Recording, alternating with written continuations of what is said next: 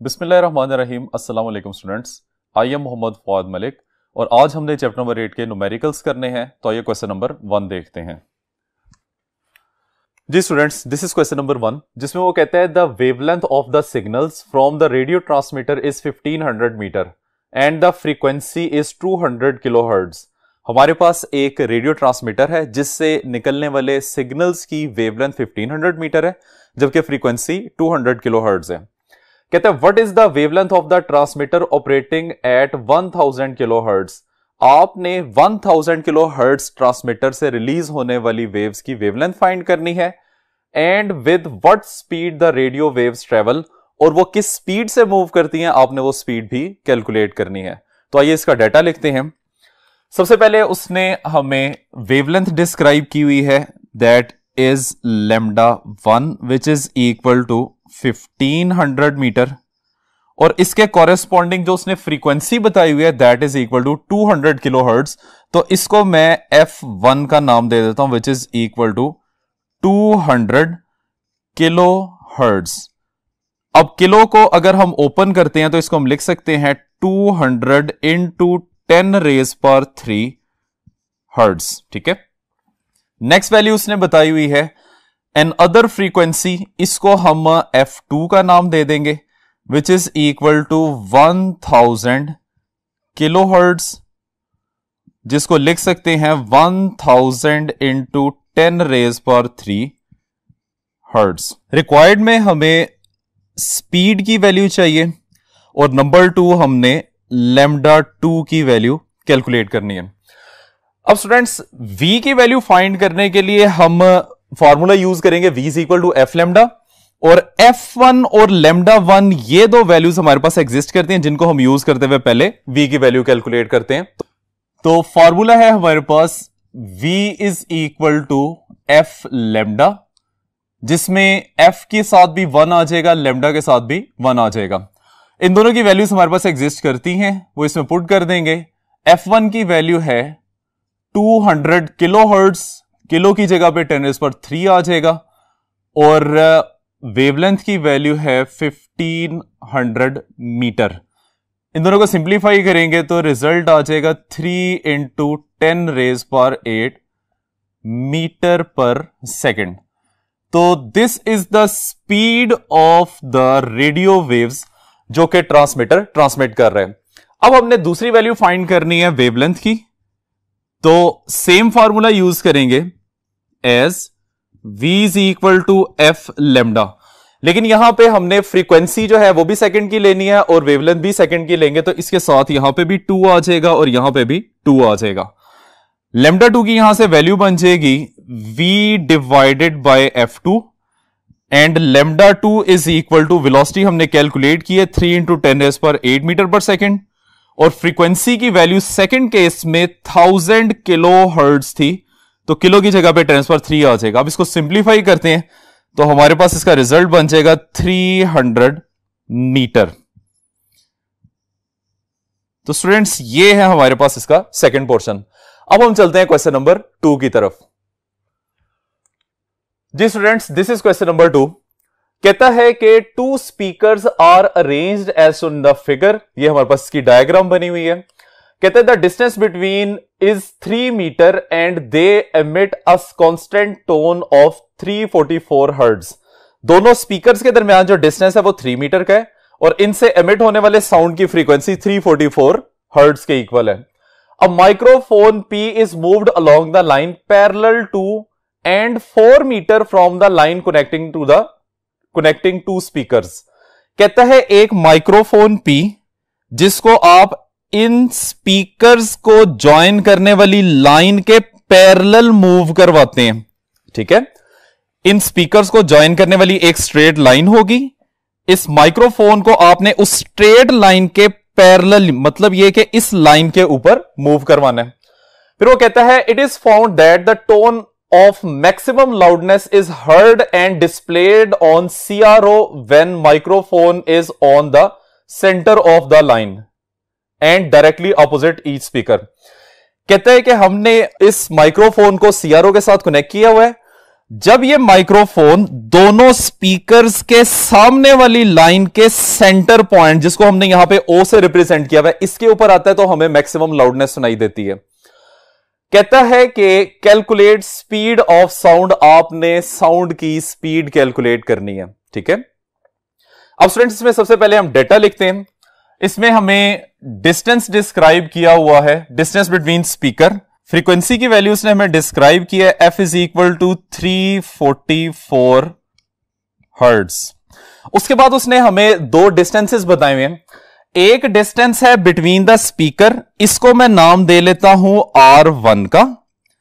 तो यहां पे वैल्यू क्या आ जाएगी, R1 which is the distance between the two speaker which is equal to 3 metre. और दूसरा डिस्टेंस उसने स्पीकर और माइक्रोफोन के दरमियान डिस्क्राइब किया हुआ है, इसको मैं नाम दे लेता हूं R2 का। इसकी वैल्यू कितनी है, 4 मीटर के इक्वल है। तो ये यहां पे हम लिख लेते हैं R2 is equal to 4 metre. Required में हम लिखेंगे, हमने स्पीड कैलकुलेट करनी है, तो V is equal to question mark आ जाएगा। ठीक है, अब स्टूडेंट ये क्वेश्चन जो है ये इंटरफेरेंस के आर्टिकल का है, जिसमें देखें हम अगर इसकी स्कीमेटिक डायग्राम बनाते हैं तो वो हमें इस तरीके से नजर आएगी। दो स्पीकर्स लगे हुए हैं, उसकी जगह पे हमने S1 और S2 यहां पे मेंशन कर दिए। दोनों स्पीकर्स के दरमियान में डिस्टेंस 3 मीटर का है, वो 3 मीटर डिस्टेंस भी मेंशन है। स्पीकर्स और माइक्रोफोन के दरमियान डिस्टेंस 4 मीटर है, वो हमने यहां पे 4 मीटर डिस्क्राइब कर दिया। फिर उसने हमें यह पॉइंट बताया था कि इस लाइन के सेंटर के ऊपर हमें मैक्सिमम लाउडनेस सुनाई देती है, तो वो हमने यहां पे सेंट्रल पॉइंट डिस्क्राइब किया हुआ है।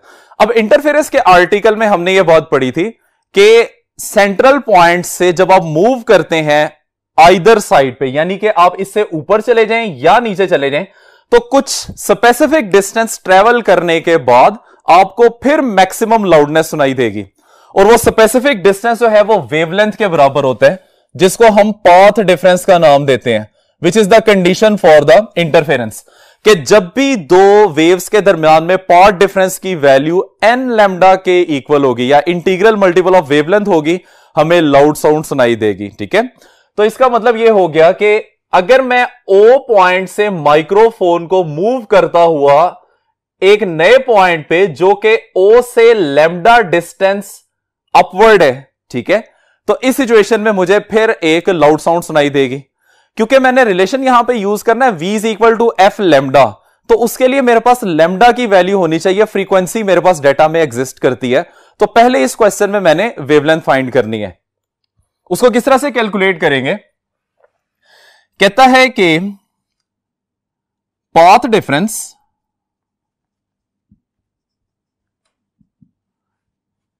Between O and P1 which is equal to lambda, क्योंकि O के बाद फिर P1 पॉइंट के ऊपर हमें कंस्ट्रक्टिव इंटरफेरेंस या मैक्सिमम लाउडनेस सुनाई देती है।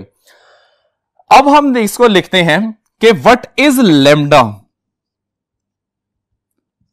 ये किस तरह से हमें मिलेगा, S2 P1 minus S1 P1।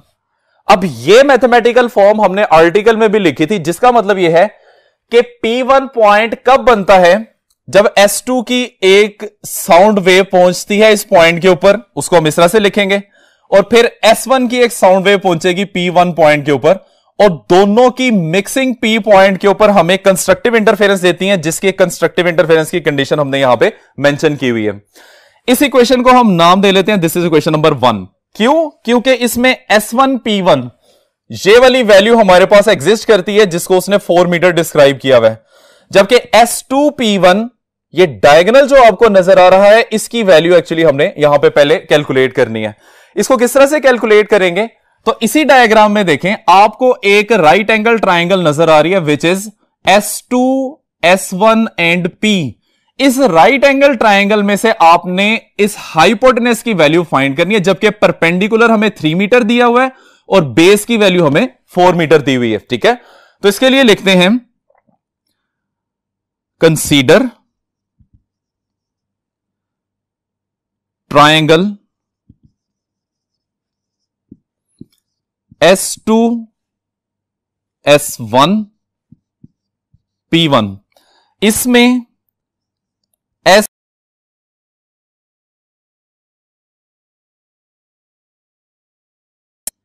S1 S2 whole square plus S1 P1 whole square.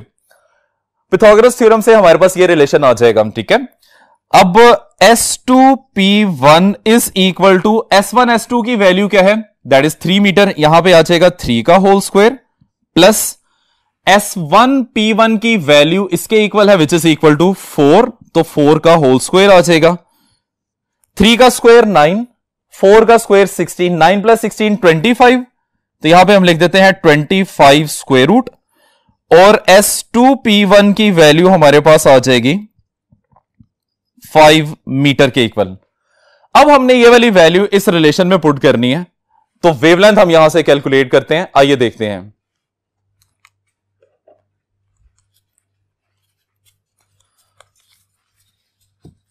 जी स्टूडेंट्स, अभी क्वेश्चन नंबर 1 लिखते हैं। सो 1 becomes lambda is equal to S2 P1 minus S1 P1। S2 P1 की वैल्यू हमने अभी फाइंड किया which is 5, minus S1 P1 की value हमें already पता थी दैट इज इक्वल टू 4, तो यहां से वेवलेंथ की वैल्यू आ जाएगी 1 मीटर। स्टूडेंट्स, अब वेवलेंथ भी हमारे पास आ गया, फ्रीक्वेंसी भी मौजूद है, तो सिंपली स्पीड कैलकुलेट करते हैं। Now v is equal to F lambda, v is equal to frequency उसने डिस्क्राइब की हुई है 344 हर्ट्ज, और वेवलेंथ हम कैलकुलेट कर चुके हैं 1 मीटर, सो स्पीड की वैल्यू आ जाएगी 344 मीटर पर सेकेंड। आइए अब क्वेश्चन नंबर 3 देखते हैं। जी स्टूडेंट्स, आइए अब क्वेश्चन नंबर 3 देखते हैं। क्वेश्चन नंबर 3 में कहता है a stationary wave is establish in a string which is 120 centimetre long and fixed from both ends. String vibrates in 4 segment at a frequency of 120 hertz, determine its wavelength and fundamental frequency. कहते हैं हमारे पास एक string है जिसकी length उसने describe की हुई है कि ये 120 सेंटीमीटर के इक्वल है। फिर हमने स्ट्रिंग को दोनों साइड से बांध के रखा हुआ है, और इस स्ट्रिंग के अंदर जब हम वाइब्रेशन जनरेट करवाते हैं तो वो कहता है 4 सेगमेंट्स इसके अंदर बनते हैं, 1 2 3 एंड 4। कहता है इस सिचुएशन में जो फ्रीक्वेंसी हमें मिल रही होती है कॉरेस्पॉन्ड टू दीज 4 सेगमेंट, उसकी वैल्यू कितनी है, 120 हर्ट्ज के इक्वल है। आपने वेवलेंथ फाइंड करनी है और साथ में फंडामेंटल फ्रीक्वेंसी फाइंड करनी है। तो स्टूडेंट्स, आइए अब इसका हम डेटा लिखते हैं। डेटा में सबसे पहले वैल्यू आ जाएगी लेंथ की which is equal to 120 centimetre, और मीटर में इसको कन्वर्ट करने के लिए 100 से डिवाइड करेंगे, आंसर आ जाएगा 1.2 मीटर। फिर उसने फ्रीक्वेंसी की वैल्यू डिस्क्राइब की है which is equal to 120 hertz, और ये कब की फ्रीक्वेंसी है, जब स्ट्रिंग 4 सेगमेंट्स में वाइब्रेट कर रहा था, इस वजह से हम इसको F4 लिखेंगे। और नंबर ऑफ सेगमेंट्स को हम रिप्रेजेंट करते हैं N से, या नंबर ऑफ लूप्स भी इसको कह सकते हैं।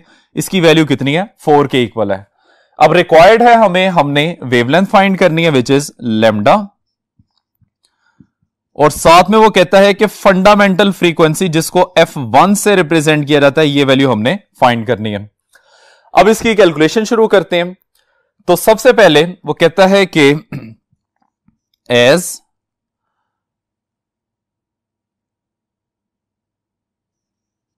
L length of string carries, अब हमने ये देखना है कि स्ट्रिंग की जो एल लेंथ है ये कितनी वेवलेंथ कैरी करती है।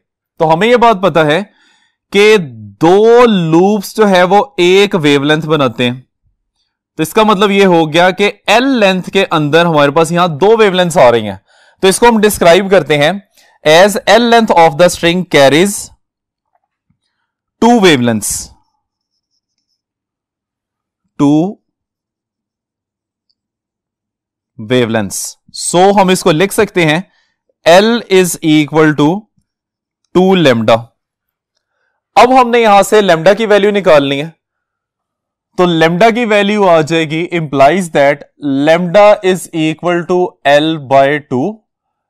लेंथ ऑफ द स्ट्रिंग कितनी है, which is 1.2 metre, divided by 2 करेंगे तो वेवलेंथ की वैल्यू आ जाएगी 0.6 मीटर। तो ये क्वेश्चन का फर्स्ट पोर्शन हमने कैलकुलेट कर लिया। अब हमने सेकंड पोर्शन में फंडामेंटल फ्रीक्वेंसी फाइंड करनी है। तो कहता है कि as general formula for frequency of waves in the string, उसके लिए हमारे पास होता है Fn that is equal to n times of F1, where n is representing number of loops और F1 जो है वो फंडामेंटल फ्रीक्वेंसी को रिप्रेजेंट करते हैं। हमने यहां से F1 की वैल्यू निकालनी है, so F1 is equal to Fn divided by n value आ जाएगी, और n का हमें पता है कि इसकी वैल्यू होती है 4 के इक्वल। हमारे केस में ये वैल्यू प्लेस कर देंगे तो F1 that is equal to 120 divided by 4, और F1 का आंसर आ जाएगा 30 हर्ट्ज के इक्वल। तो ये क्वेश्चन का सेकंड पोर्शन भी यहां तक कंप्लीट हो जाता है। अब स्टूडेंट्स क्वेश्चन नंबर 4 देखते हैं, जिसमें कहते हैं the frequency of a note emitted by a stretch string is 300 hertz. What will be the frequency of the note when. एक हमारे पास नोट है जो कि स्ट्रेच स्ट्रिंग में प्रोड्यूस होता है, जिसकी फ्रीक्वेंसी 300 हर्ट्ज के इक्वल होती है। आपने इसकी फ्रीक्वेंसी की वैल्यू फाइंड करनी है जब wavelength of the wave is reduced by 1/3 without changing the tension. अगर आप टेंशन को सेम रखते हैं और वेवलेंथ ऑफ द वेव को आप 1/3 रिड्यूस कर देते हैं, न्यू फ्रीक्वेंसी क्या होगी। फिर सेकंड पार्ट में वो कहता है tension is increased by 1/3 without changing the length of the wire. यहां पे आपने लेंथ को कांस्टेंट रखना है और टेंशन को 1/3 इंक्रीज करना है, तो न्यू फ्रीक्वेंसी जो है वो क्या होगी। तो इसके लिए आइए स्टूडेंट्स डाटा लिखते हैं। सबसे पहले फ्रीक्वेंसी की वैल्यू उसने दी हुई है f, which is equal to 1/12 under root of f over m। Basically इस कंप्लीट फैक्टर की वैल्यू उसने हमें डिस्क्राइब की हुई है 300 हर्ट्ज। ठीक है, अब नेक्स्ट हमने इसमें रिक्वायरमेंट लिखनी है कि हमने कौन कौन सी वैल्यूज फाइंड करनी है।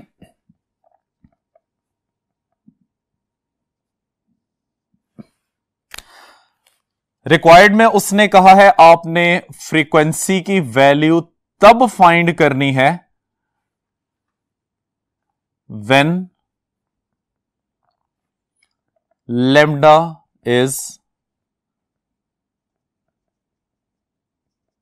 reduced by 1/3, और फिर वो कहता है आपने फ्रीक्वेंसी ही फाइंड करनी है, जिसको हम f डबल प्राइम का नाम दे देते हैं, व्हेन टेंशन, जिसको यहां पे फॉर्मूला में f से रिप्रेजेंट किया हुआ है, इज इंक्रीज्ड बाय 1/3। ठीक है स्टूडेंट्स, अब आइए इसकी कैलकुलेशन करते हैं।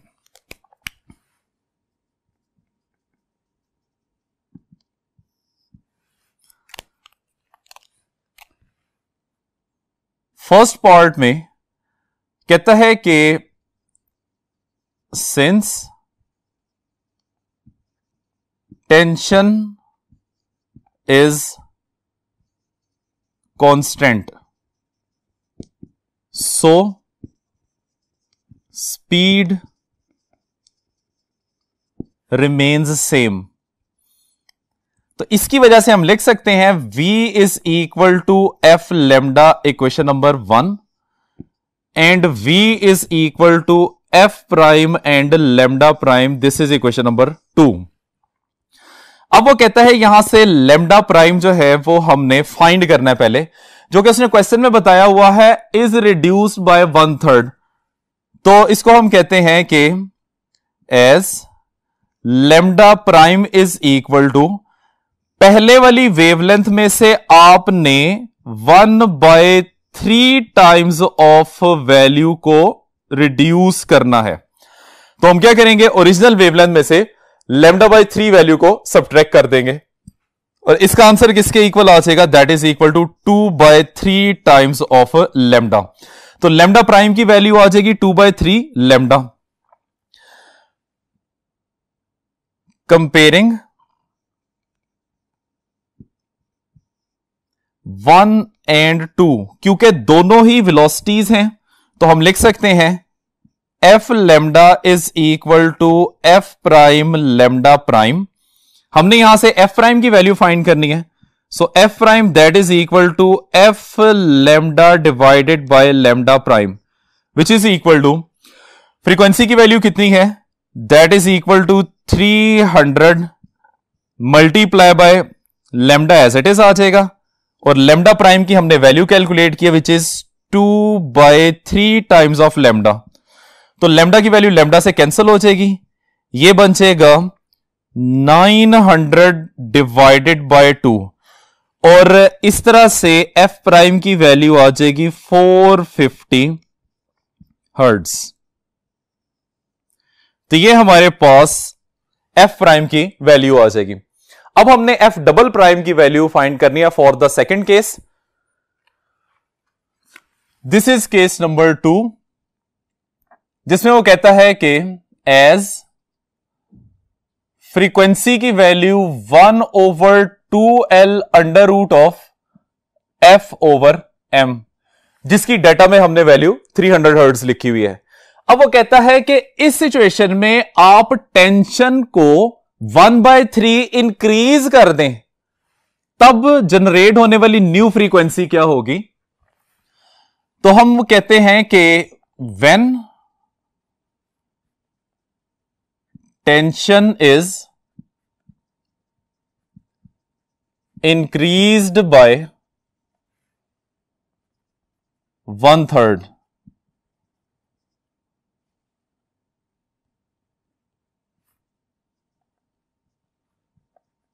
then new frequency is f double prime से हमने इसे रिप्रेजेंट किया which is equal to 1/2L under root of f prime divided by m।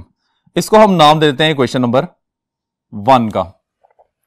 अब स्टूडेंट्स यहां पे हमने पहले f प्राइम की वैल्यू फाइंड करनी है कि ये कितनी होती है। तो f प्राइम जो है वो इक्वल आता है इनिशियल टेंशन में 1/3 टाइम्स टेंशन को बढ़ाने से। हमने इसमें एडिशन का साइन लिख दिया, सिंप्लीफाई करेंगे तो f प्राइम की वैल्यू आ जाएगी 4/3 टाइम्स ऑफ f। तो इक्वेशन नंबर 1 में f प्राइम की जगह पे अब हम ये वाली वैल्यू प्लेस करने लगे, implies that f double prime which is equal to 1/2L under root of 4/3 times of f divided by m। अब स्टूडेंट्स इसमें से 4/3 वैल्यू को हम बाहर निकाल दें, ये वैल्यू आ जाएगी f double prime which is equal to 4/3 square root के साथ आ जाएगा, और ब्रैकेट में हमारे पास वैल्यू आ जाएगी 1/2L under root of f over m। अब यहां पे ये जो ब्रैकेट में फैक्टर हमें नजर आ रहा है, इसकी फ्रीक्वेंसी की वैल्यू हमारे पास मौजूद है।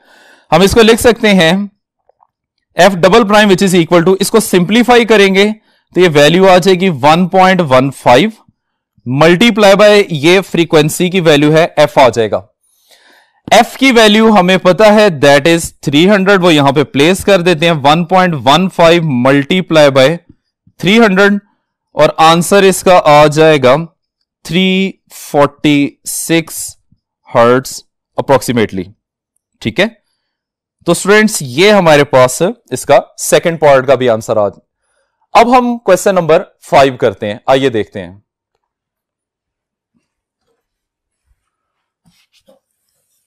जी स्टूडेंट्स, अब क्वेश्चन नंबर 5 देखते हैं। क्वेश्चन नंबर 5 में कहता है an organ pipe has the length of 50 centimetre, find the frequency of its fundamental node and next harmonic when it is open at both and. ये हमारे पास फर्स्ट केस बन जाएगा।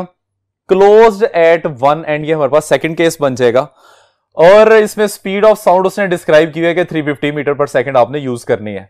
अब स्टूडेंट इसमें एक बात याद रखिएगा कि उसने आपको कहा है कि find the frequency of its fundamental note, जिसको हम F1 से रिप्रेजेंट करते हैं, और उसके बाद आपने इससे अगला हार्मोनिक भी फाइंड करना है। अगर मैं ओपन एंड की बात करूं तो ओपन एंड में इवन और दोनों हार्मोनिक्स एग्जिस्ट करते हैं, तो ओपन एंड के केस में इसकी वैल्यू आ जाएगी F2। अगर हम क्लोज एंड की बात करते हैं तो क्लोज एंड में हमें यह बात बताया कि हमेशा ऑड हार्मोनिक्स एग्जिस्ट करते हैं, तो उसमें F1 के साथ F3 वैल्यू आ जाएगी। यह बात आपने अच्छे तरीके से याद रखनी है, ठीक है। अब हम इसका डाटा लिखते हैं। डाटा में सबसे पहले उसने लेंथ डिस्क्राइब की है which is equal to 50 centimetre, और इसको हम लिख सकते हैं मीटर में कन्वर्ट करके 0.5 मीटर। साथ में उसने स्पीड की वैल्यू डिस्क्राइब की है which is equal to 350 metre पर सेकेंड। अब हम इसमें रिक्वायर्ड लिखते हैं। रिक्वायर्ड के भी हम यहां पे दो केसेस ही बना लेंगे, जिसमें वो फर्स्ट केस में कहता है कि when organ pipe is open at both ends, ठीक है। इस सिचुएशन में हमने वैल्यू फाइंड करनी है F1 की और F2 की, जबकि सेकंड केस में वो कहता है, इसको केस ए कह लेते हैं, केस बी बन जाएगा, when organ pipe is closed eight one and. इस सिचुएशन में भी आपने फंडामेंटल फ्रीक्वेंसी यानी F1 और साथ में नेक्स्ट हार्मोनिक फाइंड करना है, तो वो इस केस में क्या बन जाएगा F3। ये चार वैल्यूज आपने फ्रीक्वेंसी की कैलकुलेट करनी है। तो आइए इसको हम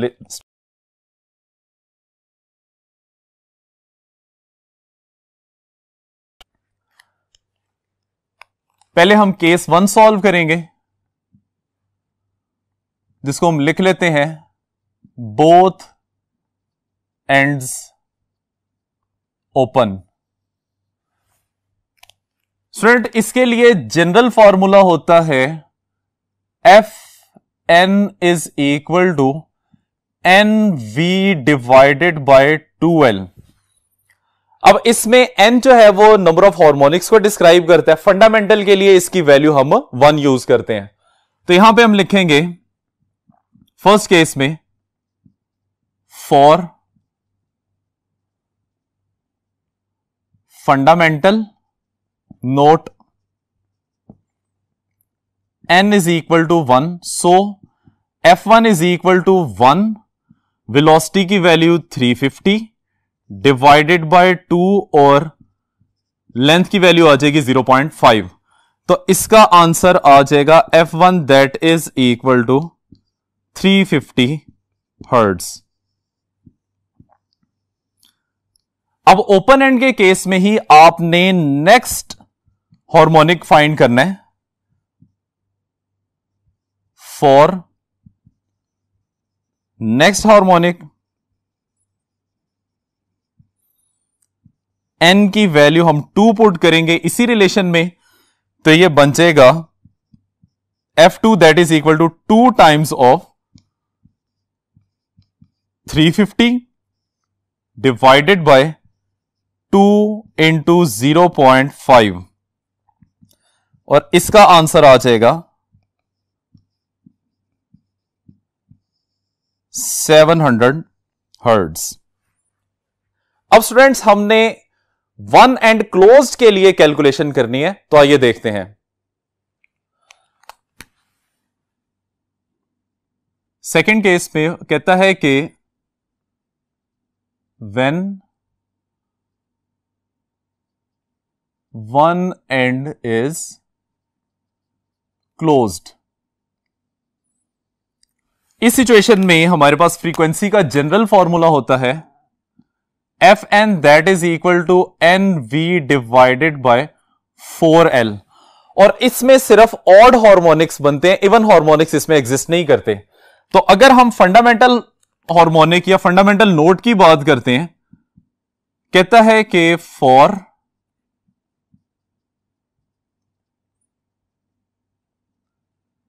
फंडामेंटल नोट एन की वैल्यू हम प्लेस करेंगे 1। सो ये बन जाएगा F1 that is equal to 1 into 350 divided by 4 multiply by 0.5। इसका आंसर आ जाएगा 175 hertz.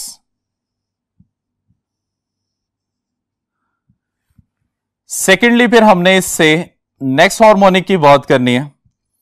For next harmonic student यहां पे खास ख्याल रखिएगा कि 1 के बाद आपने जब नेक्स्ट हार्मोनिक के ऊपर जाना है तो वो इस केस में 2 नहीं बनेगा, इस केस में उसकी वैल्यू 3 आ जाएगी। तो यहां पे हम लिखेंगे putting n is equal to 3 in the equation, so we have F3 is equal to 3 multiplied by 350 divided by 4 into 0.5। इसको हम सिंप्लीफाई करते हैं तो इसका आंसर बन जाएगा 525 हर्ट्ज। ठीक है स्टूडेंट्स, तो आज का हमारा लेक्चर यहां पे खत्म हो जाता है। इजाजत चाहता